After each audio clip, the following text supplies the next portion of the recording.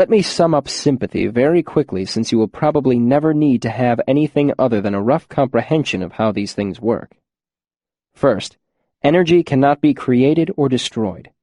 When you are lifting one drab and the other rises off the table, the one in your hand feels as heavy as if you're lifting both, because in fact, you are. That's in theory. In practice, it feels like you're lifting 3 drabs. No sympathetic link is perfect. The more dissimilar the items, the more energy is lost. Think of it as a leaky aqueduct leading to a water wheel.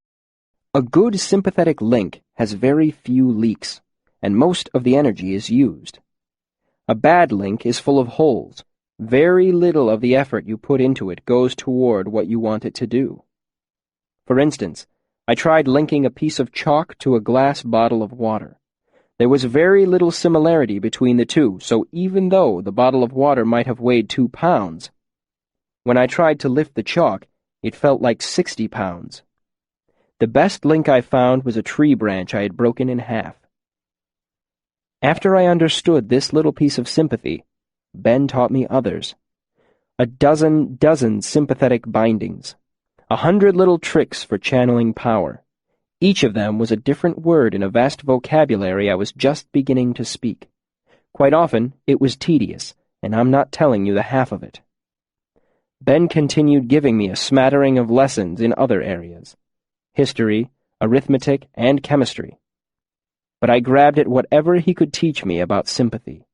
He doled out his secrets sparingly, making me prove I'd mastered one before giving me another.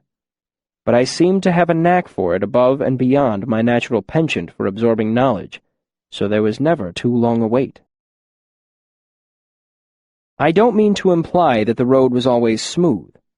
The same curiosity that made me such an eager student also led me into trouble with fair regularity. One evening, as I was building up my parents' cook fire, my mother caught me chanting a rhyme I had heard the day before.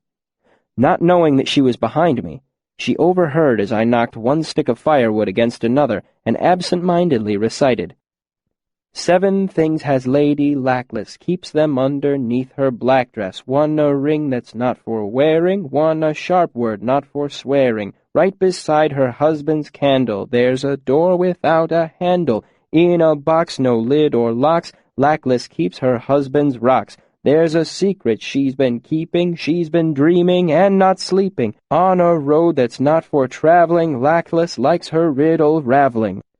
I had heard a little girl chant it as she played hop-skip.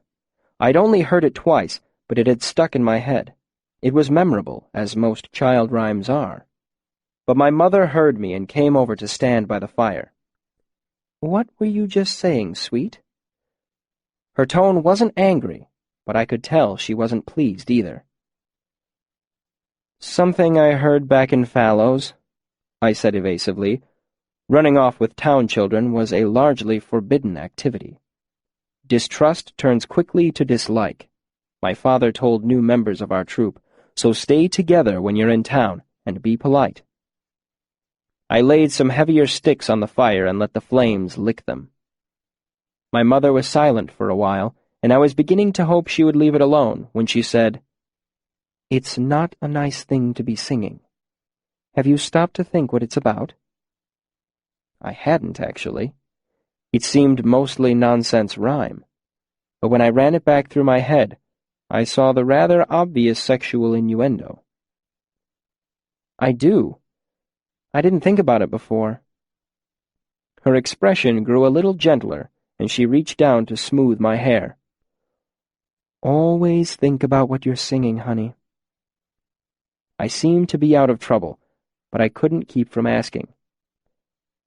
"How is it any different than parts of For All His Waiting, like when Fane asks Lady Periel about her hat? I heard about it from so many men I wished to see it for myself and try the fit. It's pretty obvious what he's really talking about." I watched her mouth grow firm, not angry, but not pleased. Then something in her face changed. "You tell me what the difference is," she said. I hated bait questions. The difference was obvious. One would get me in trouble, the other wouldn't. I waited a while to make it clear I had given the matter proper consideration before I shook my head. My mother knelt lightly in front of the fire, warming her hands. "The difference is— Go fetch me the tripod, would you?" She gave me a gentle push, and I scampered off to get it from the back of our wagon as she continued. "The difference is between saying something to a person and saying something about a person. The first might be rude, but the second is always gossip." I brought the tripod back and helped her set it over the fire. "Also, Lady Periel is just a character. Lady Lackless is a real person with feelings that can be hurt." She looked up at me. "I didn't know," I protested guiltily. I must have struck a sufficiently piteous figure because she gathered me in for a hug and a kiss. "It's nothing to cry over, sweet one. Just remember to always think about what you're doing." She ran her hand over my head and smiled like the sun. "I imagine you could make it up to both Lady Lackless and myself if you found some sweet nettle for the pot tonight." Any excuse to escape judgment and play for a while in the tangle of trees by the roadside was good enough for me. I was gone almost before the words left her mouth. I should also make it clear that much of the time I spent with Ben was my free time. I was still responsible for my normal duties in the troupe. I acted the part of the young page when needed. I helped paint scenery and sew costumes. I rubbed down the horses at night and rattled the sheet of tin backstage when we needed thunder on stage. But I didn't bemoan the loss of my free time. A child's endless energy and my own insatiable lust for knowledge made the following year one of the happiest times I can remember. Chapter 12. Puzzle Pieces Fitting. Toward the end of the summer, I accidentally overheard a conversation that shook me out of my state of blissful ignorance. When we are children, we seldom think of the future. This innocence leaves us free to enjoy ourselves as few adults can. The day we fret about the future is the day we leave our childhood behind. It was evening, and the troop was camped by the side of the road.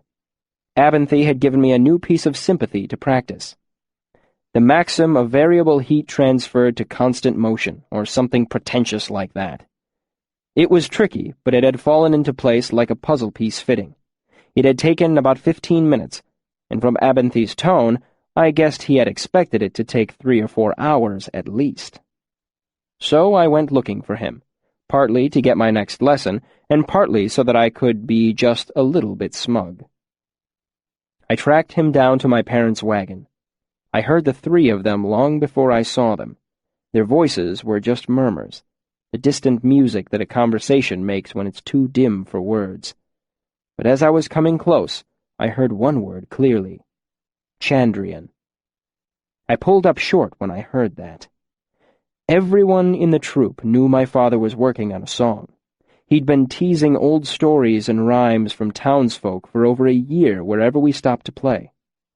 For months, it was stories about Lanre. Then he started gathering old fairy stories, too, legends about bogies and shamblemen. Then he began to ask questions about the Chandrian. That was months ago. Over the last half-year, he had asked more about the Chandrian and less about Lanre, Lyra, and the rest.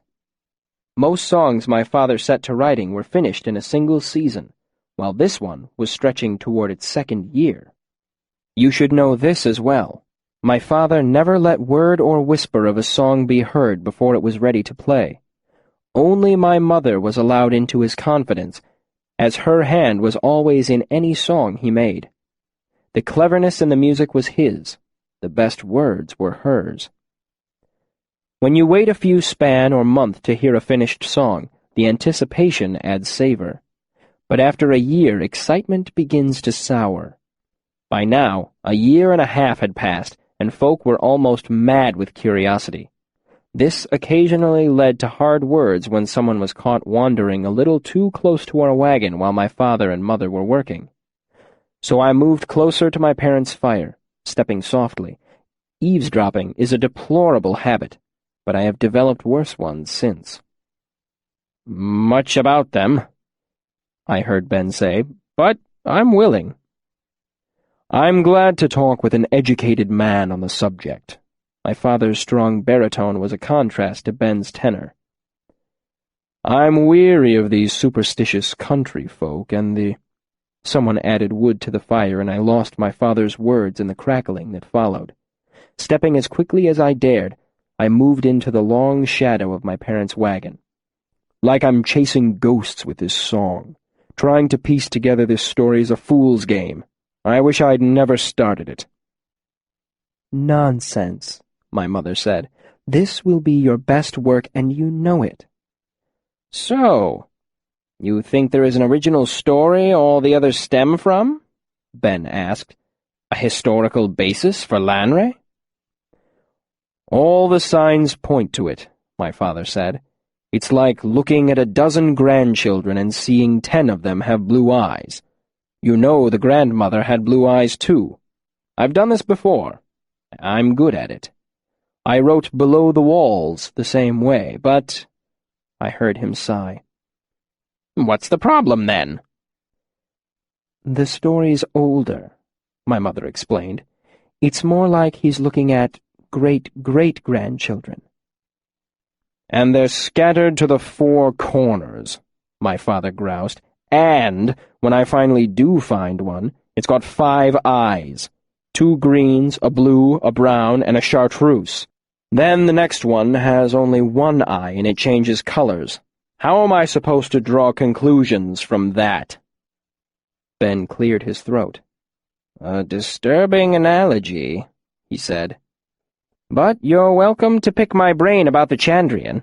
I've heard a lot of stories over the years." "The first thing I need to know is how many there actually are," my father said. "Most stories say 7, but even that's conflicted. Some say 3, others 5, and in Felior's Fall, there are a full 13 of them. 1 for each pontificate in Aetur, and an extra for the capital." "That I can answer," Ben said. 7. You can hold to that with some certainty. It's part of their name, actually. Chean means 7. Cheandian means 7 of them. Chandrian. "I didn't know that," my father said. "Chean. What language is that? Yiddish?" "Sounds like Tema," my mother said. "You've got a good ear," Ben said to her. "It's Temic, actually. Predates Tema by about 1,000 years. "Well, that simplifies things," I heard my father say. "I wish I'd asked you a month ago. I don't suppose you know why they do what they do." I could tell by my father's tone that he didn't really expect an answer. "That's the real mystery, isn't it?" Ben chuckled. "I think that's what makes them more frightening than the rest of the bogeymen you hear about in stories. A ghost wants revenge. A demon wants your soul. A shambleman is hungry and cold. It makes them less terrible. Things we understand we can try to control. But Chandrian come like lightning from a clear blue sky. Just destruction. No rhyme or reason to it." "My song will have both," my father said with grim determination. "I think I've dug up their reason, after all this while. I've teased it together from bits and pieces of story. That's what's so galling about all this, to have the harder part of this done and have all these small specifics giving me such trouble." "You think you know?" Ben said curiously. "What's your theory?" My father gave a low chuckle. "Oh, no, Ben. You'll have to wait with the others. I've sweated too long over this song to give away the heart of it before it's finished." I could hear the disappointment in Ben's voice. "I'm sure this is all just an elaborate ruse to keep me traveling with you," he groused. "I won't be able to leave until I've heard the blackened thing." "Then help us finish it," my mother said. "The Chandrian signs are another key piece of information we can't nail down. Everyone agrees there are signs that warn of their presence, But nobody agrees on what they are. Let me think, Ben said. Blue flame is obvious, of course, but I'd hesitate to attribute that to the Chandrian in particular. In some stories, it's a sign of demons. In others, it's fey creatures or magic of any sort. It shows bad air in mines, too, my mother pointed out. Does it? My father asked. She nodded. When a lamp burns with a blue haze, you know there's fire damp in the air. Good Lord, fire damp in a coal mine, my father said. Blow out your light and get lost in the black, or leave it burn and blow the whole place to flinders. That's more frightening than any demon. I'll also admit to the fact that certain arcanists occasionally use prepared candles or torches to impress gullible townsfolk, Ben said, clearing his throat self-consciously. My mother laughed. Remember who you're talking to, Ben. We'd never hold a little showmanship against a man. In fact, blue candles would be just the thing the next time we played Daonica. If you ever happen to find a couple tucked away somewhere, that is. I'll see what I can do, Ben said, his voice amused. Other signs. One of them is supposed to have eyes like a goat, or no eyes, or black eyes. I've heard that one quite a bit. I've heard that plants die when the Chandrian are around. Wood rots, metal rusts, brick crumbles. He paused. Though I don't know if that's several signs or all one sign. You begin to see the trouble I'm having, my father said morosely. And there's still the question as to if they all share the same signs, or have a couple each. I've told you, my mother said, exasperated. One sign for each of them. It makes the most sense. My lady wife's favorite theory, my father said. But it doesn't fit.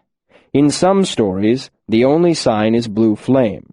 In others, you have animals going crazy and no blue flame. In others, you have a man with black eyes and animals going mad and blue flame. I've told you how to make sense of that, she said, her irritated tone indicating that they'd had this particular discussion before. They don't always have to be together. They could go out in 3s or 4s. If one of them makes fires dim, then it'll look the same as if they all made the fires dim. That would account for the differences in the stories. Different numbers and different signs depending upon how they're grouped together. My father grumbled something. That's a clever wife you've got there, Arl. Ben spoke up, breaking the tension. How much will you sell her for? I need her for my work, unfortunately. But if you're interested in a short-term rental, I'm sure we could arrange a There was a fleshy thump, followed by a slightly pained chortle in my father's baritone. Any other signs that spring to mind? They're supposed to be cold to the touch, though how anyone could know that is beyond me. I've heard that fires don't burn around them, though that directly contradicts the blue flame. It could— The wind picked up, stirring the trees. The rustling leaves drowned out what Ben said. I took advantage of the noise to creep a few steps closer. Being yoked to shadow, whatever that means, I heard my father say as the wind died down. Ben grunted. I couldn't say either. I heard a story where they were given away because their shadows pointed the wrong way, toward the light. And there was another where one of them was referred to as shadow-hamed. It was something the shadow-hamed. Damned if I can remember the name, though. Speaking of names, that's another point I'm having trouble with, my father said. There are a couple dozen I've collected that I'd appreciate your opinion on. The most— Actually, Arl, Ben interrupted, I'd appreciate it if you didn't say them out loud. Names of people, that is. You can scratch them in the dirt if you'd like, or I could go fetch a slate, but I'd be more comfortable if you didn't actually say any of them. Better safe than sore, as they say. There was a deep piece of silence. I stopped mid-sneak with one foot off the ground, afraid they'd heard me. "Now, don't go looking at me like that, either of you," Ben said testily. "We're just surprised, Ben," came my mother's gentle voice. "You don't seem the superstitious type." "I'm not," Ben said. "I'm careful. There's a difference." "Of course," my father said. "I'd never—" "Save it for the paying customers, Arl." Ben cut him off, irritation plain in his voice. "You're too good an actor to show it, but I know perfectly well when someone thinks I'm daft." "I just didn't expect it, Ben," my father said apologetically. "You're educated, and I'm so tired of people touching iron and tipping their beer as soon as I mention the Chandrian. I'm just reconstructing a story, not meddling with dark arts." "Well, hear me out. I like both of you too well to let you think of me as an old fool," Ben said. "Besides, I have something to talk with you about later, and I'll need you to take me seriously for that." The wind continued to pick up, and I used the noise to cover my last few steps. I edged around the corner of my parents' wagon and peered through a veil of leaves. The three of them were sitting around the campfire. Ben was sitting on a stump, huddled in his frayed brown cloak. My parents were opposite him, my mother leaning against my father, a blanket draped loosely around them. Ben poured from a clay jug into a leather mug and handed it to my mother. His breath fogged as he spoke. "How do they feel about demons off in Atur?" he asked. "Scared." My father tapped his temple. "All that religion makes their brains soft." "How about off in Vintas?" Ben asked. "Fair number of them are Talons. Do they feel the same way?" My mother shook her head. "They think it's a little silly. They like their demons metaphorical." "What are they afraid of at night in Vintas, then?" "The Fae," my mother said. My father spoke at the same time. "Draugr. You're both right, depending upon which part of the country you're in," Ben said. "And here in the Commonwealth, people laugh up their sleeves at both ideas." He gestured at the surrounding trees. "But here, they're careful come autumn time for fear of drawing the attention of shamblemen." "That's the way of things," my father said. "Half of being a good trooper is knowing which way your audience leans." "You still think I've gone cracked in the head?" Ben said, amused. "Listen, if tomorrow we pulled into Biren and someone told you there were shamblemen in the woods, would you believe them?" My father shook his head. "What if two people told you?" Another shake. Ben leaned forward on his stump. "What if a dozen people told you with perfect earnestness that shamblemen were out in the fields eating?" "Of course I wouldn't believe them," my father said, irritated. "It's ridiculous." "Of course it is," Ben agreed, raising a finger. "But the real question is this. Would you go into the woods?" My father sat very still and thoughtful for a moment. Ben nodded.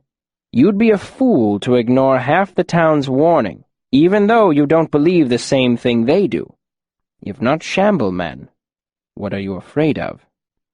"Bears." "Bandits." "Good, sensible fears for a trooper to have," Ben said. "Fears that townfolk don't appreciate.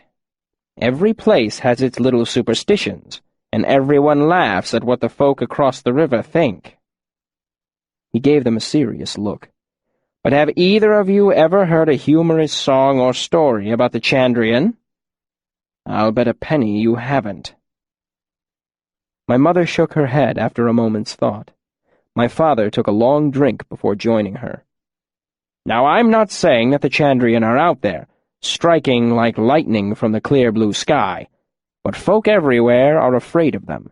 There's usually a reason for that." Ben grinned and tipped his clay cup, pouring the last drizzle of beer out onto the earth. "And names are strange things, dangerous things." He gave them a pointed look.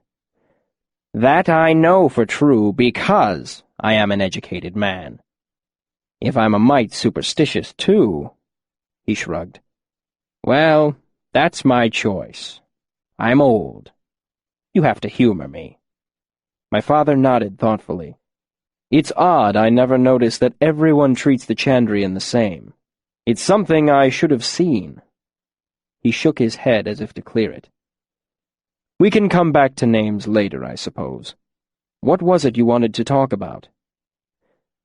I prepared to sneak off before I was caught, but what Ben said next froze me in place before I took a single step. It's probably hard to see, being his parents and all, but your young Quoth is rather bright. Ben refilled his cup and held out the jug to my father, who declined it. As a matter of fact, bright doesn't begin to cover it. Not by half. My mother watched Ben over the top of her mug. Anyone who spends a little time with the boy can see that, Ben. I don't see why anyone would make a point of it. Least of all you. I don't think you really grasp the situation, Ben said, stretching his feet almost into the fire. How easily did he pick up the loot? My father seemed a little surprised by the sudden change of topic. Fairly easily. Why? How old was he? My father tugged thoughtfully at his beard for a moment. In the silence, my mother's voice was like a flute. 8. Think back to when you learned to play. Can you remember how old you were? Can you remember the sort of difficulties you had? My father continued to tug on his beard, but his face was more reflective now, his eyes far away. Abinthy continued. I'll bet he learned each chord, each fingering after being shown just once, no stumbling, no complaining. And when he did make a mistake, it was never more than once, right? My father seemed a little perturbed. Mostly, but he did have trouble, just the same as anyone else. E chord. He had a lot of trouble with greater and diminished E. My mother broke in softly. I remember too, dear, but I think it was just his small hands. He was awfully young. I bet it didn't stall him for long, Ben said quietly. He does have marvelous hands. My mother would have called them magician's fingers. My father smiled. He gets them from his mother. Delicate but strong. Perfect for scrubbing pots, eh, woman? My mother swatted him, then caught one of his hands in her own and unfolded it for Ben to see. He gets them from his father. Graceful and gentle. Perfect for seducing young nobles' daughters. My father started to protest, but she ignored him. With his eyes and those hands, there won't be a woman safe in all the world when he starts hunting after the ladies. Courting, dear, my father corrected gently. Semantics, she shrugged. It's all a chase, and when the race is done, I think I pity women chaste who run. She leaned back against my father, keeping his hand in her lap. She tilted her head slightly, and he took his cue, leaning in to kiss the corner of her mouth. Amen, Ben said, raising his mug in salute. My father put his other arm around her and gave her a squeeze. I still don't see what you're getting at, Ben. He does everything that way. Quick as a whip, hardly ever makes mistakes. I'll bet he knows every song you've ever sung to him. He knows more about what's in my wagon than I do. He picked up the jug and uncorked it. It's not just memorization, though. He understands. Half the things I've been meaning to show him, he's already figured out for himself. Ben refilled my mother's cup. He's 11. Have you ever known a boy his age who talks the way he does? A great deal of it comes from living in such an enlightened atmosphere. Ben gestured to the wagons. But most 11-year-olds' deepest thoughts have to do with skipping stones and how to swing a cat by the tail. My mother laughed like bells, but Abinthy's face was serious. It's true, lady. I've had older students that would have loved to do half as well." He grinned. "If I had his hands and 1/4 his wit, I'd be eating off silver plates inside a year." There was a lull. My mother spoke softly. "I remember when he was just a little baby toddling around, watching, always watching, with clear, bright eyes that looked like they wanted to swallow up the world." Her voice had a little quaver in it. My father put his arm around her and she rested her head on his chest. The next silence was longer. I was considering sneaking away when my father broke it. "What is it you suggest we do?" His voice was a mix of mild concern and fatherly pride. Ben smiled gently. "Nothing, except to think about what options you might give him when the time comes. He will leave his mark on the world as one of the best." "The best what?" my father rumbled. "Whatever he chooses. If he stays here, I don't doubt he will become the next Ilian." My father smiled. Ilian is the trooper's hero, the only truly famous Idimaru in all of history. All our oldest, best songs are his songs. What's more, if you believe the stories, Ilian reinvented the lute in his lifetime. A master luthier, Ilian transformed the archaic, fragile, unwieldy court lute into the marvelous, versatile 7-string trooper's lute we use today. The same stories claim Ilian's own lute had 8 strings in all. "Ilian. I like that thought," my mother said. "Kings coming from miles away to hear my little Kvothe play." "His music stopping barroom brawls and border wars," Ben smiled. "The wild women in his lap," my father enthused, "laying their breasts on his head." There was a moment of stunned silence. Then my mother spoke slowly with an edge to her voice. "I think you mean wild beasts laying their heads in his lap." "Do I?" Ben coughed and continued. "If he decides to become an arcanist, I bet he'll have a royal appointment by the time he's 24. If he gets it into his head to be a merchant, I don't doubt he'll own half the world by the time he dies." My father's brows knitted together. Ben smiled and said, "Don't worry about the last one. He's too curious for a merchant."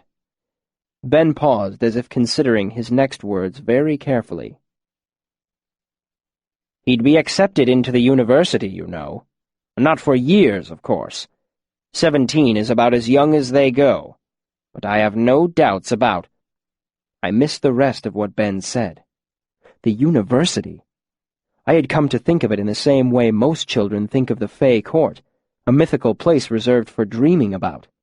A school the size of a small town, 10 times 10,000 books, people who would know the answers to any question I could ever ask.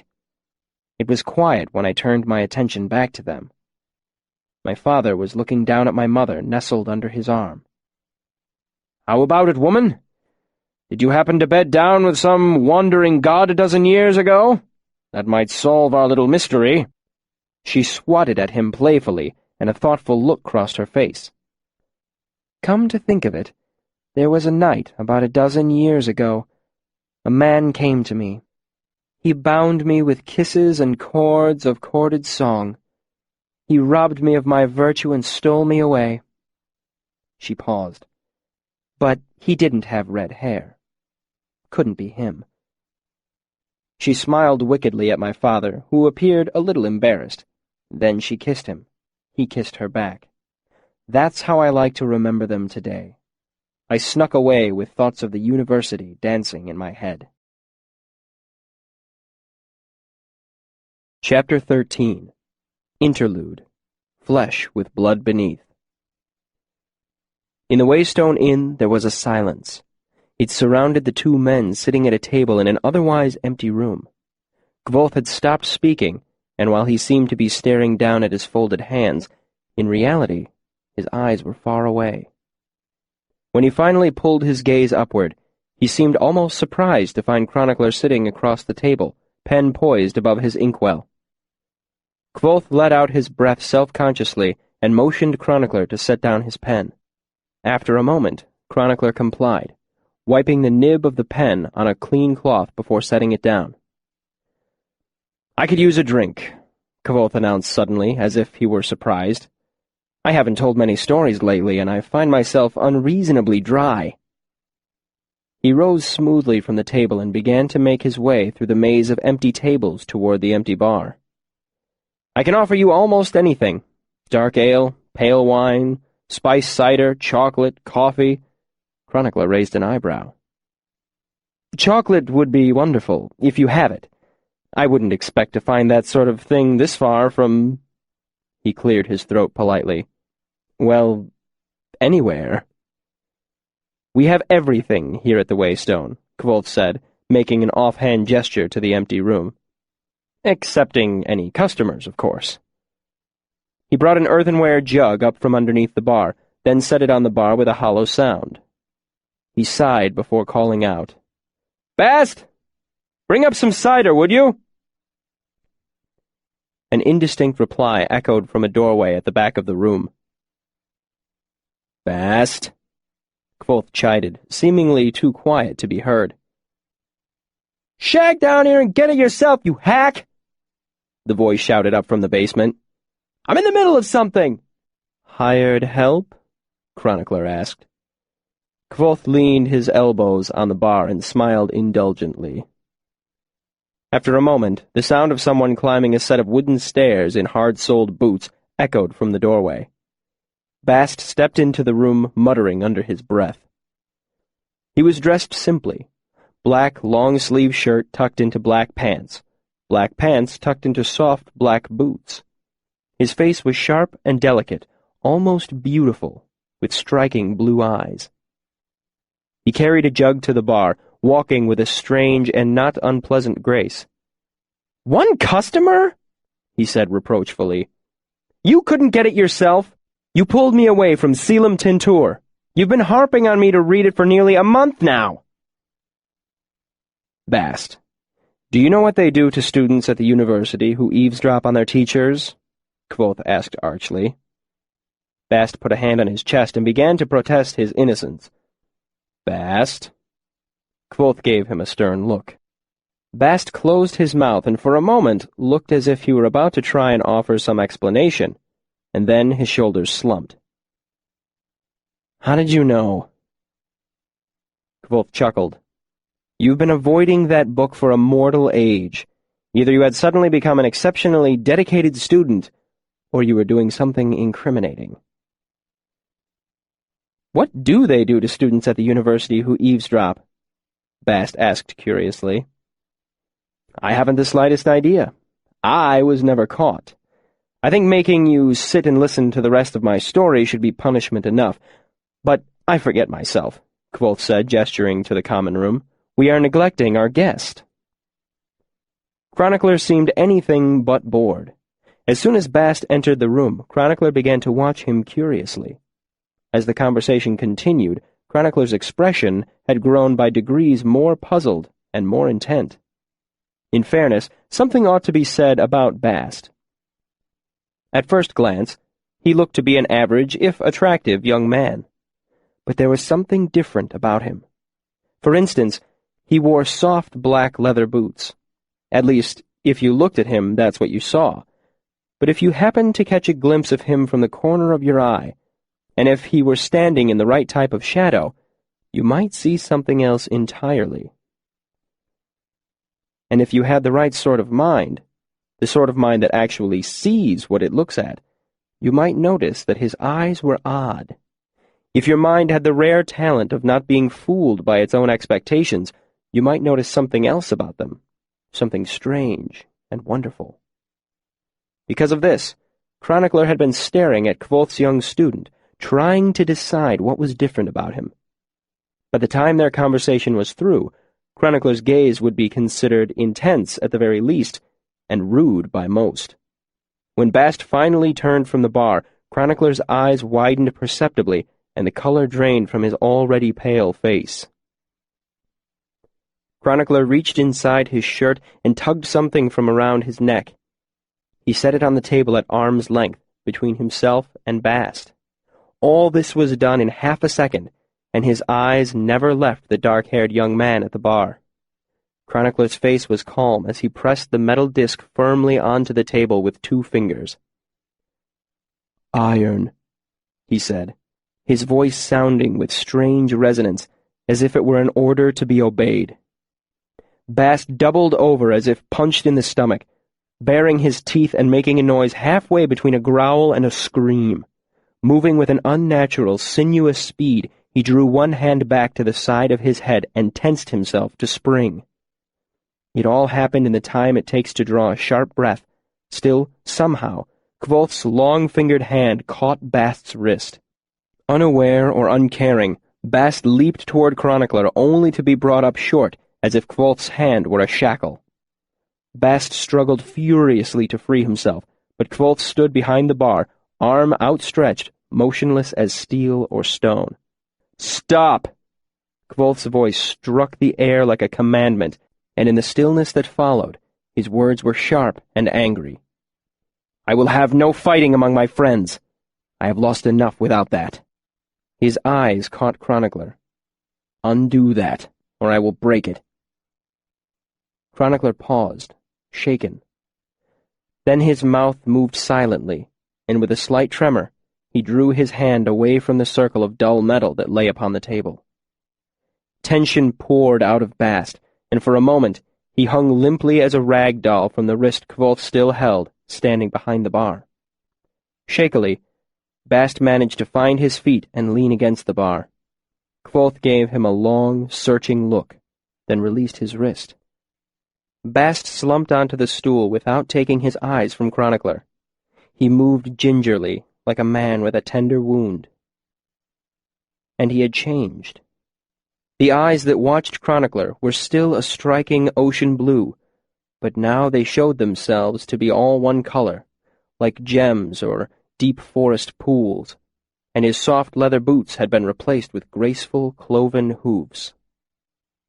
Kvolth motioned Chronicler forward imperiously, then turned to grab 2 thick glasses and a bottle seemingly at random. He set the glasses down as Bast and Chronicler eyed each other uneasily. "Now!" Kvolth said angrily. "You've both acted understandably, but that does not by any means mean that either of you has behaved well, so we might as well start over altogether." He drew a deep breath. "Bast, let me introduce you to Devon Lockhees, also known as Chronicler. By all accounts, a great teller, rememberer, and recorder of stories. In addition, unless I have suddenly lost all my wit, an accomplished member of the Arcanum, and at least Relar, and one of perhaps 20 people in the world who knows the name of Iron. However," Kvolth continued, "in spite of these accolades, he seems to be a bit innocent of the ways of the world, as demonstrated by his plentiful lack of wit in making a near-suicidal attack on what I guess is the first of the folk he has ever had the luck to see." Chronicler stood impassively throughout the introduction, watching Bast as if he were a snake. "Chronicler, I would like you to meet Bastus, son of Remen, Prince of Twilight and the Telwyth Mail, the brightest, which is to say the only student I've had the misfortune to teach, glamorer, bartender, and, not last, my friend, who over the course of 150 years of life, not to mention nearly 2 years of my personal tutelage, has managed to avoid learning a few important facts, the first being this: attacking a member of the Arcanum skilled enough to make a binding of iron is foolish." "He attacked me!" said Bast hotly. Kvolth looked at him coolly. "I didn't say it was unjustified. I said it was foolish. I would have won." "Very likely. But you would have been hurt, and he would be hurt or dead.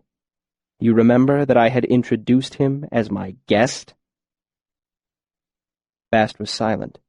His expression remained belligerent. "Now," said Kvolth, with a brittle cheerfulness, "you've been introduced. Pleased. Bast said icily. Likewise, Chronicler returned. There is no reason for you two to be anything other than friends, Kvothe continued, an edge creeping into his voice, and that is not how friends greet each other. Bast and Chronicler stared at each other. Neither moved. Kvothe's voice grew quiet. If you do not stop this foolishness, you may both leave now. One of you will be left with a slim sliver of a story, and the other can search out a new teacher. If there is one thing I will not abide, it is the folly of a willful pride. Something about the low intensity of Kvothe's voice broke the stare between them, and when they turned to look at him, it seemed that someone very different was standing behind the bar. The jovial innkeeper was gone, and in his place stood someone dark and fierce. He's so young, Chronicler marveled. He can't be more than 25. Why didn't I see it before? He could break me in his hands like a kindling stick.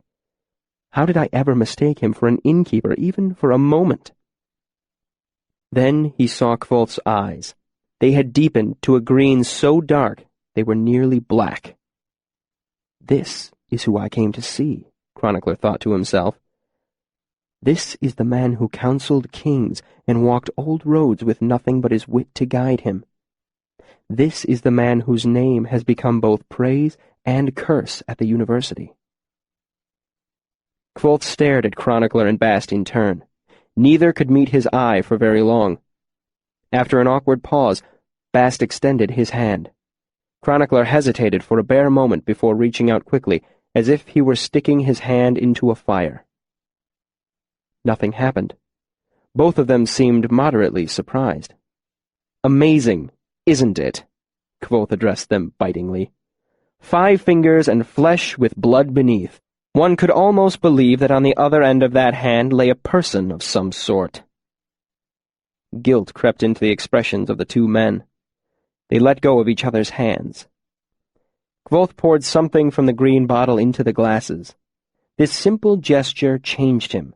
He seemed to fade back into himself, until there was little left of the dark-eyed man who stood behind the bar a moment ago. Chronicler felt a pang of loss as he stared at the innkeeper with one hand hidden in a linen rag. Now, Kvothe pushed the glasses toward them. Take these drinks, sit at that table, and talk. When I come back, I don't want to find either one of you dead or the building on fire. Fair? Bast gave an embarrassed smile as Chronicler picked up the glasses and moved back to the table. Bast followed him and almost sat down before returning to grab the bottle, too. Not too much of that, Kvothe cautioned as he stepped into the back room. I don't want you giggling through my story. The two at the table began a tense, halting conversation as Kvothe moved into the kitchen. Several minutes later, he emerged, bringing out cheese and a loaf of dark bread, cold chicken and sausage, butter and honey. They moved to a larger table as Kvothe brought the platters out, bustling about and looking every bit the innkeeper. Chronicler watched him covertly, finding it hard to believe that this man humming to himself and cutting sausage could be the same person who had stood behind the bar just minutes ago, dark-eyed and terrible. As Chronicler gathered his paper and quills, Kvothe studied the angle of the sun through the window, a pensive look on his face. Eventually, he turned to Bast. How much did you manage to overhear?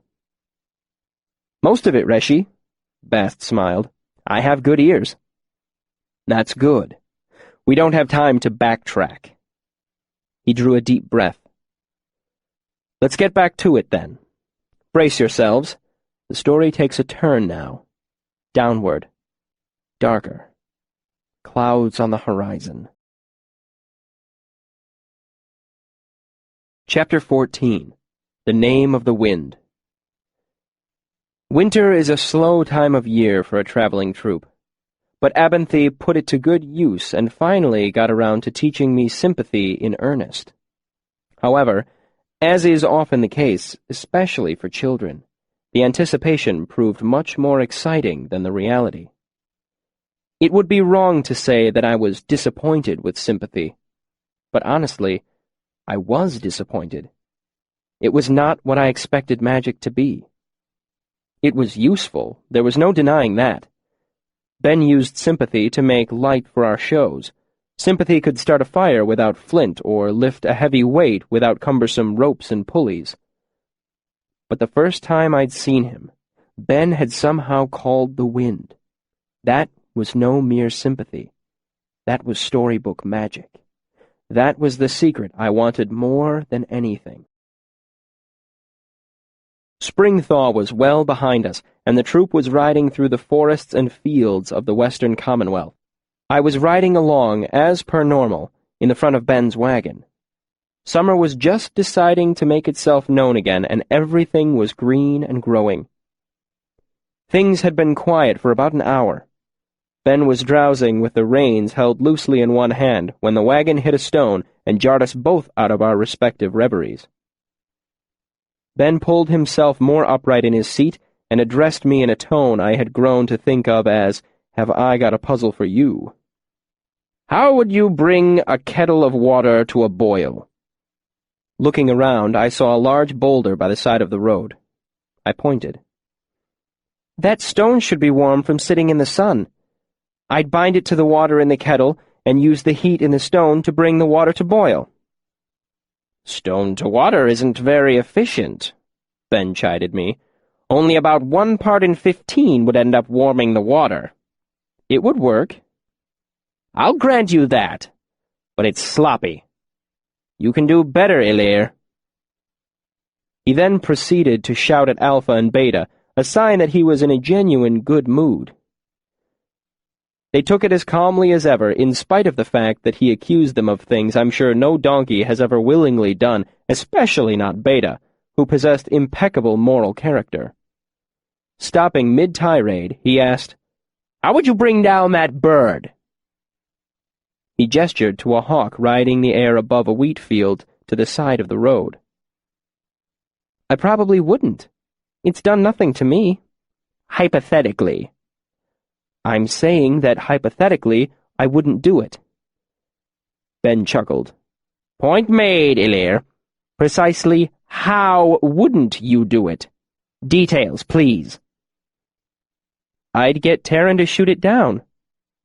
He nodded thoughtfully. "Good, good. However, it's a matter between you and the bird.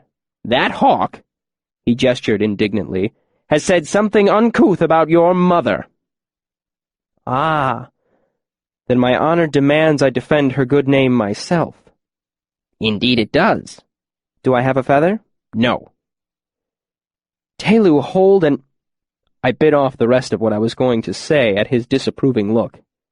"You never make it easy, do you?" "It's an annoying habit I picked up from a student who was too clever for his own good," he smiled. "What could you do even if you had a feather?" "I'd bind it to the bird and lather it with lye soap." Ben furrowed his brow, such as it was. "What kind of binding?" "Chemical. Probably second catalytic." A thoughtful pause. "Second catalytic?" He scratched at his chin. "To dissolve the oil that makes the feather smooth?" I nodded. He looked up at the bird. "I've never thought of that," he said with a kind of quiet admiration. I took it as a compliment. "Nevertheless," he looked back to me, "you have no feather. How do you bring it down?" I thought for several minutes, but couldn't think of anything. I decided to try and turn this into a different sort of lesson. "I would," I said casually, "simply call the wind and make it strike the bird from the sky." Ben gave me a calculating look that told me he knew exactly what I was up to. "And how would you do that, Ilir?" I sensed he might be ready to finally tell me the secret he had been keeping all through the winter months. At the same time, I was struck with an idea.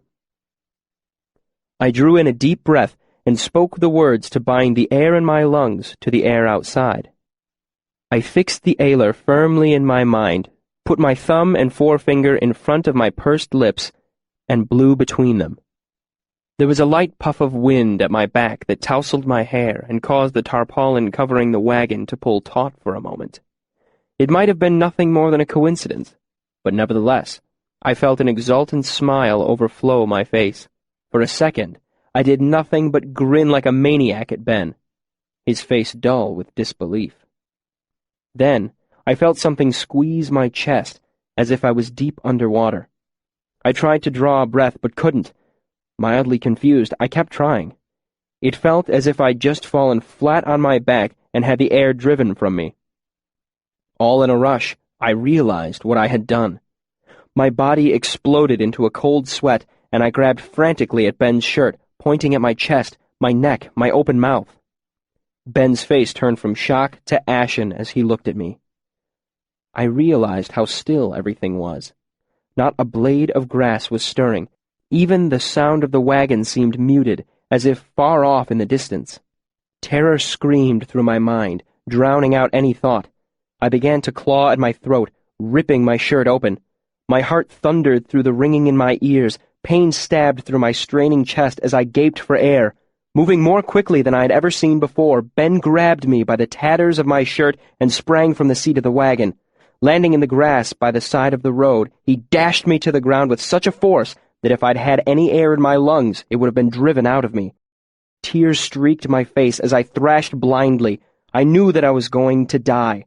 My eyes felt hot and red. I raked madly at the earth with hands that were numb and cold as ice. I was aware of someone shouting, but it seemed very far away. Ben kneeled above me, but the sky was getting dim behind him. He seemed almost distracted, as if he were listening to something I couldn't hear. Then he looked at me. All I remember were his eyes. They seemed far away and filled with a terrible power, dispassionate and cold. He looked at me. His mouth moved. He called the wind. A leaf in lightning. I shook, and the thunderclap was black. The next thing I remember was Ben helping me to my feet. I was dimly aware of the other wagons stopping and curious faces peering at us. My mother came away from our wagon, and Ben met her halfway, chuckling and saying something reassuring. I couldn't make out the words as I was focused on breathing deep, in and out. The other wagons trundled on, and I followed Ben mutely back to his wagon. He made a show of puttering around, checking the cords that held the tarpaulin tight. I collected my wits and was helping as best I could when the final wagon in the troop passed us. When I looked up, Ben's eyes were furious. "What were you thinking?" he hissed. "Well, what? What were you thinking?" I'd never seen him like this before. His whole body drawn up into a tight knot of anger. He was shaking with it. He drew back his arm to strike me, then stopped. After a moment, his hand fell to his side. Moving methodically, he checked the last couple of ropes and climbed back onto the wagon. Not knowing what else to do, I followed him. Ben twitched the reins and Alpha and Beta tugged the wagon into motion. We were the last in line now. Ben stared straight ahead. I fingered the torn front of my shirt. It was tensely silent. In hindsight, what I had done was glaringly stupid. When I bound my breath to the air outside, it made it impossible for me to breathe. My lungs weren't strong enough to move that much air. I would have needed a chest like an iron bellows.